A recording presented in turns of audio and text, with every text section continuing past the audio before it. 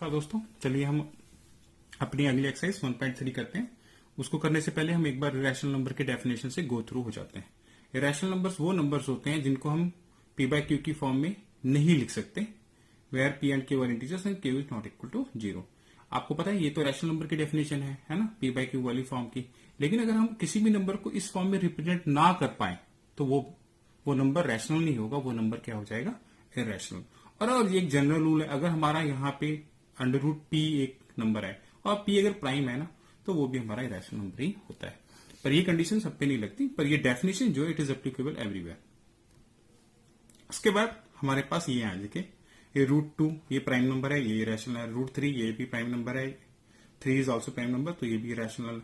√15 इसका perfect square नहीं बनते, है ना, तो ये भी इरेशनल नंबर है। पाई और पाई जो रेशियो है circumference to the diameter of the circle में, it is also irrational number, ये भी इरेशनल नंबर है।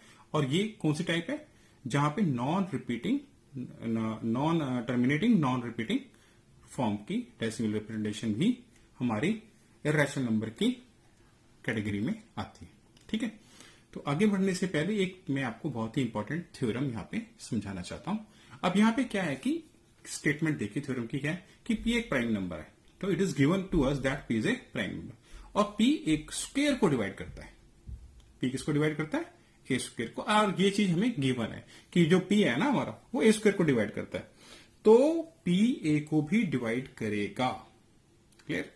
आप सोच रहे हो ऐसा तो हमेशा होगा, नहीं, ऐसा हमेशा नहीं होता। मैं आपको करके दिखाता हूं। लेकिन अगर ये कंडीशन है फिर तो होगा, पर और कोई कंडीशन में ऐसा नहीं होता। अब यहां पे देखिए जो हमारी थ्योरम है उसमें हमने कहा था पी डिवाइड ए स्क्वायर, ये गिवन है हमें, तो पी डिवाइड करेगा ए को। एक एग्जांपल से मैं समझाता हूं। सपोज करो 7, आपको मालूम है ना हमारा प्राइम नंबर है, तो 7 जो हमारा प्राइम नंबर है वो 35 के स्क्वायर को डिवाइड करता है। आप इसको चेक कर सकते हैं, ठीक है, ये वैसे गिवन है हमें। तो क्या 7 35 को डिवाइड करता है, क्लियरली डिवाइड करता है। इसका रीजन क्या है, जब आप 35 स्क्वायर के प्राइम फैक्टराइजेशन करेंगे तो आपकी ये प्राइम फैक्टराइजेशन बनेगी। क्लियर है ना, बनेगी ना। तो 35 के स्क्वायर में ये प्राइम फैक्टराइजेशन बन रही है, और 35 की प्राइम फैक्टराइजेशन क्या बनेगी, राइट, 7 into 5, तो ये बनेगी। इसमें 7 आ रहा है ना, आ रहा है ना, तो 7 फिर 35 को डिवाइड करेगा। अब मैं आपको एक कंट्राडिक्टरी एग्जांपल देता हूं, लेकिन यहां पे कुछ और है। अब आपको ये मालूम है कि 2500 को डिवाइड करता है, 2500 को डिवाइड करता है। क्लियर। 25 यानी 100 क्या होता है, 10 का स्क्वायर। तो अब ये इसी थ्योरम को हम अप्लाई करते हैं। 25 डिवाइड करता है 10 के स्क्वायर को, पर 25 10 को डिवाइड नहीं करता। अब बताइए इसमें क्या रॉन्ग है। इसमें ये चीज गलत है कि 25 प्राइम नंबर नहीं है। 25 is our composite number. This is something जो कि यहां पे गलत हो गया। इसलिए ये थ्योरम एप्लीकेबल होगी, हमेशा होगी। कब होगी, जब हमारा पी क्या होगा, प्राइम होगा, और ये अगर कंडीशन है तो पी ए को डिवाइड करेगा ही करेगा। इसका प्रूफ नहीं है हमारे सिलेबस में, बट आपको समझना है इसको कि ये एप्लीकेबल है। मैंने एग्जाम्पल भी दिखा दिया और इसका कंट्राडिक्टरी एग्जाम्पल भी आपको ये 25 वाला शो कर दिया। क्लियर। अब हम आगे चलते हैं। आपके पास एक थ्योरम कह लीजिए, सवाल कह लीजिए कि हमें ये प्रूफ करना आता है कि √2 इज अवर रैशनल नंबर। ठीक है, तो हम इसे मेथड ऑफ कंट्राडिक्शन से प्रूव करेंगे कि ये रैशनल नंबर है। ठीक है, तो हम मान लेंगे कि ये रैशनल नंबर है। ओके, हम इसे क्या सपोज कर लेंगे कि ये हमारा रैशनल नंबर है। अगर ये रैशनल नंबर है तो फिर उसको हम a by b की फॉर्म में लिख सकते हैं, where a and b are integers and b is not equal to 0।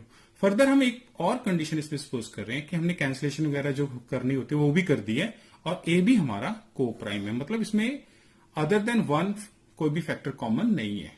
Okay, जैसे कि आप अगर कोई रैशनल नंबर है, सपोज करो 2, उसको लिख सकते हैं ना 20/10, है ना।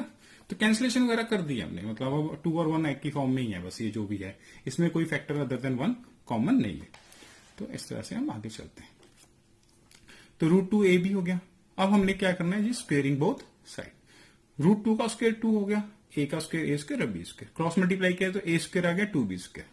अब यहां पर देखिए ए स्क्वायर क्या आ रहा है, 2 into b स्क्वायर। ठीक है, तो ए स्क्वायर की प्रोडक्ट ए स्क्वायर आ रहा है 2b स्क्वायर, तो यहां से ये क्लियर हो रहा है कि जो 2 है ना वो ए स्क्वायर को डिवाइड करता है। कैसे? जैसे अगर 50 को हम लिखते हैं 10 इंटू 5 ना, तो 10 50 को क्या करेगा? डिवाइड करेगा, है ना। उस तरह से यहां पे भी 2 किसको डिवाइड करेगा? ए स्क्वायर को, क्योंकि उसके फैक्टराइजेशन में वो आ रहा है, उसका फैक्टर है। तो क्योंकि 2 ए स्क्वायर का फैक्टर है तो 2 ए स्क्वायर को डिवाइड करेगा। तो 2 डिवाइड ए स्क्वायर, पर दोस्तों 2 हमारा क्या है? Prime number. तो थ्योरम याद कीजिए, तो 2 डिवाइड करेगा ए को भी। अगर 2 डिवाइड करेगा ए को भी, तो ए को 2c लिखा जा सकता है, क्योंकि अगर 2 ए को डिवाइड कर रहा है तो ए के मतलब फैक्टर्स में आएगा ना।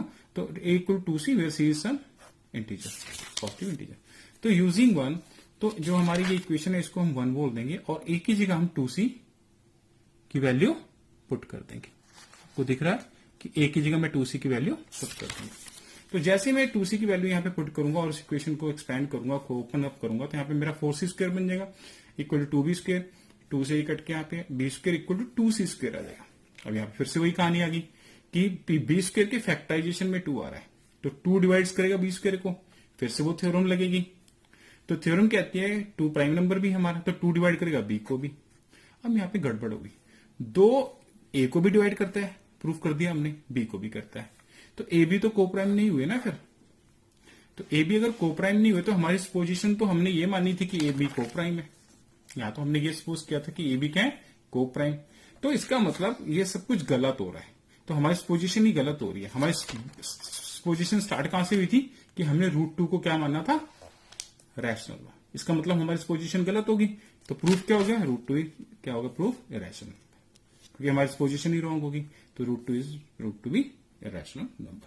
अब एक इसका सवाल इसी तरह से आपको आता है प्रूफ करना कि √3 को करो, √2 की जगह पे आ जाता है आपको √3। तो आपने यहाँ √3 लिखना है, यहाँ √3 लिखना है, यहाँ √3 लिखना है, ये सब कुछ ऐसे ही आएगा, सेम डायलॉग डिलीवरी। यहाँ √3 लिखना है आपने, यहाँ पे आपका 3 आ जाएगा, 3 divide 8 square, 3 divide a is equal to 3c आ जाएगा, यहाँ पे 9c स्क्वायर बन जाएगा, राइट। ठीक है ना। मैं जब यहाँ पे 3c लिखूंगा, 3c का होल स्क्वायर करूंगा, तो मेरा यहाँ पे 9c स्क्वायर बन जाएगा, 9c स्क्वायर। और यहाँ पे मेरा क्या बन जाएगा? यहाँ पे मेरा होगा 3b स्क्वायर। तो 3 से कैंसिल, फिर वही 3 divide b square, 3 divide b, 3, क्योंकि 3 is also our prime number, तो सेम थ्योरम लगेगी। तो 3 divide both a and b आ जाएगा आपका, और जो आपकी कंट्राडिक्शन फिर से गलत हो जाएगी, और इसी तरीके से आपका प्रूफ हो जाएगा कि √3 इज ऑल्सो इरेशनल। इसी तरीके से √5, इसी तरीके से √7, सारे के सारे क्वेश्चन आप इसी तरीके से कर सकते हैं। ठीक है जी, नेक्स्ट करते हैं।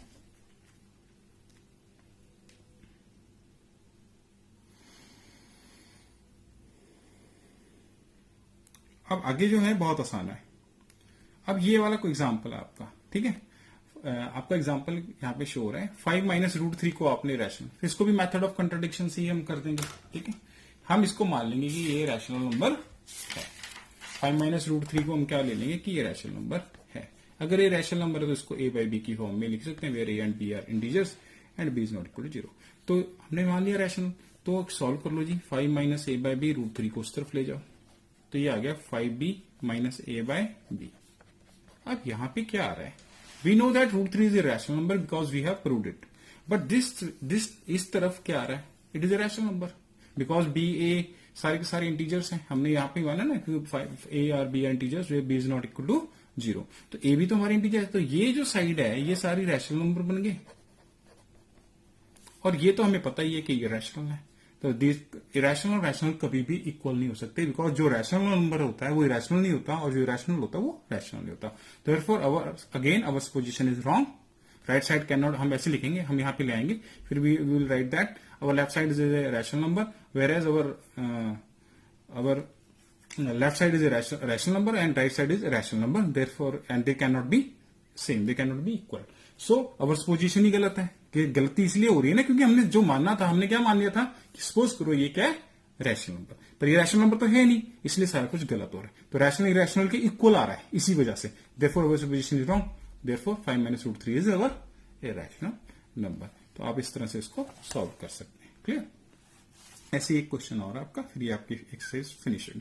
3√2 को प्रूव करके दिखाइए कि रैशनल नंबर। अगेन हम यहाँ पे फिर मेथड ऑफ कंट्राडिक्शन लेंगे, इसको हम मान लेंगे कि ये रैशनल नंबर है, फिर इसको a इक्वल टू b लिख देंगे, where a and b are integers, b is not equal to 0। तो ये हमारे इंटीजर्स हैं, है?